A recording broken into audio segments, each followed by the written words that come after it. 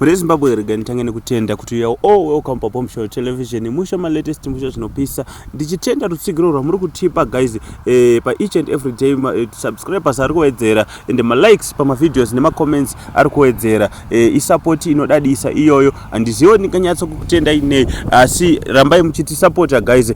Kana uchiri munyowani uchiri mutsva pa Bombshell Television nguwa ndiyo iyi yekusubscribe because each and every day tinongounza ma latest and kana tichinge ta upload iwe ndo unotanga kusendwa message ne YouTube kuti Bombshell Television ya uploada yaunza chinyowani. Right now ndine chemkomana akambotrenda and nanasi nyaya dzake dzakangotanga kutaurwa.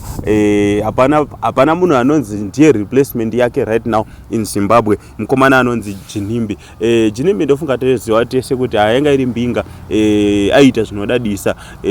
Kana pese paifamba kana ausati kwani munhu ari amwaya mari inosvika kana pa half yakamwaiwa naRaGinimbi achisupporta ma ghetto youth. So right now nyaya yanyanya kurwadza vazhinji ndeye nyaya yeguva rake.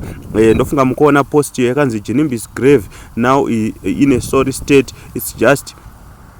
It's just as it was left when he was buried. And right now pakangoiswa mazikudhaga nemarova akaoma pamusoro peguva raGinimbi. Yet RaGinimbi was a famous person zvokuti dai pakaiswa kana tombstone kana remari inorema chevuchevu kana dai pakatengeswa kana 1 Rolls Royce pakatengwa tombstone pakanyatsogadzirwa guva rake. Ndofunga mukuona state iyo ndo iri kutenderera zvamanje manje pa social media. Unokwanisa kutiudzawo zvaunofunga in the comment section below kuti wokuzvionawo sei ndizvo here zvaifanira kunge zvakaita guva raGinimbi nezvaakaita nevese vaitamba navo vakatadzawo here kana mari yechema ikabviswa ikatadzawo here kutenga tombstone. Thank you.